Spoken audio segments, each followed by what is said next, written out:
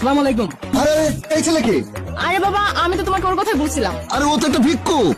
আমি ওকে ভালোবাসি বাবা। তোর কি মাথা মুথা ঠিক আছে? তুই কি সব যাতা বলছিস? তুই একটা ভিক্ষুক ছেলেকে পছন্দ করলি কিভাবে? আরে বাবা, ও তো যেন তেন ভিক্ষুক না, ও হলো খানদানি ভিক্ষুক। মানে? শোনো না, তুমি একটু বাবাকে মানেটা বুঝিয়ে বলো না। আব্বা, আমরা খানদানি ভিক্ষুক। আমার দাদাই প্রথমে শুরু করছিল ভিক্ষা করা, তারপর আমার বাপে ধরছে, এখন আমি ধরছি। নেন, আইফোনটা রাখেন, আপনার জন্য নিয়ে আসছি।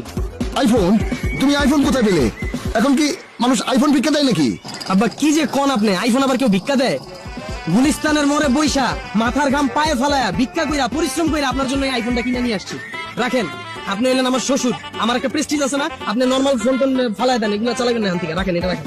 না না, আমার আইফোন লাগবে না, তোমার আইফোন তুমি রাখো। মা চল তো, একটা ভিক্ষুক ছেলের সাথে আমি তো বিয়ে দেবো না। না না বাবা, আমি ওকে অনেক ভালোবাসি, আমি ওকে ছাড়া কাউকে বিয়ে করবো না।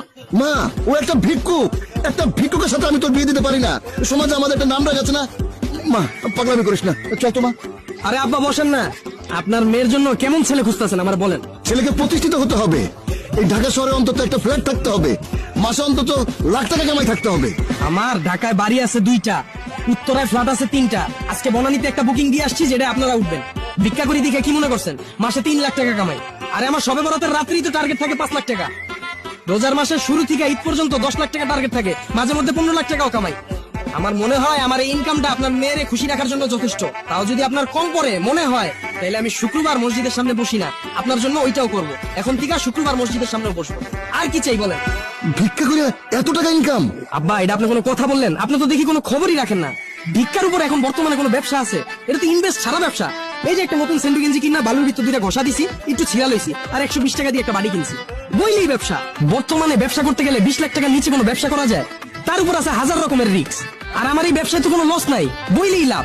বর্তমানের ব্যবসায় 20 লাখ টাকা চালান তো লাগবে, এর উপরে আবার ব্যাংকের লোন, আর বড় ঝামেলা তো বাকি। ব্যবসায় বাকি দিতে দিতে সবার জীবন শেষ। আর আমার এনে আছে না কোনো বাকি, না আছে কোনো মাল নষ্ট হওয়ার চিন্তা, খালি বইলে ব্যবসা। সবই ঠিক আছে, কিন্তু বাবা কারো কাছে তো আমি বলতে পারবো না, কাউকে তুমি পরিচয় দিতে পারবো না যে আমার মেয়ের জামাই একটা ভিক্ষুক। আব্বা, আমি কি সবসময় এই অবস্থায় থাকি? এটা তো আমার কাজ, এই জন্য এই অবস্থায় থাকি। আমি তো ব্রেন ছাড়া নর্মাল সময় কোনো কাপড়ই পরি না। আর আপনারে মানুষ যদি জিজ্ঞাসা করে আপনার মেয়ের জামাই কি করে, কোন ব্যবসা করি, কে দেখতে চাইতেছে আমি কি ব্যবসা করি? আর সবচেয়ে বড় বিষয় হলো আমরা দুজনে ভালোবাসি। আর এর উপর সবচেয়ে বড় বিষয় হলো আমার আছে কারি টাকা। বর্তমানের বাবা মারা মেয়ের জন্য যখন ছেলে খুঁজে কি চায়? ছেলেটা ভালো হবে। আমার না আছে কোনো সিগারেটের নেশা, না আছে মদের নেশা, আমার আছে শুধু কারি টাকা। আর কি লাগবে আপনার মেয়ের জন্য বলেন, আমি সব করবো। বাবা, তোমার যেহেতু এত টাকা আছে, তাহলে তুমি ভিক্ষা করো কেন? ভিক্ষা করা ছেড়ে দাও, বাড়ি ভাড়া উঠিয়ে তো তুমি তোমার সংসার চালাতে পারো। আপনারা তো আগেই কইলাম আমরা খানদানি ভিক্ষুক। ভিক্ষা করাটা তো আমাকে পেশা না, এটা তো নেশা। ভিক্ষা না করলে আমার শরীর চুলকায়, রাত্রেবেলা ঘুম আসে না, অসুস্থ হয়ে পড়ি। এই বুঝাও না একটু। বাবা, আমি ওকে অনেক ভালোবাসি, ওকে ছাড়া আমি কাউকে বিয়ে করবো না, ওকে ছাড়া আমি বাঁচতে পারবো না। বাবা প্লিজ তুমি রাজি হয়ে যাও না, প্লিজ বাবা, আমার দিকে তাকায় রাজি হও। আচ্ছা ঠিক আছে বাবা, কিন্তু দিন নোটটা।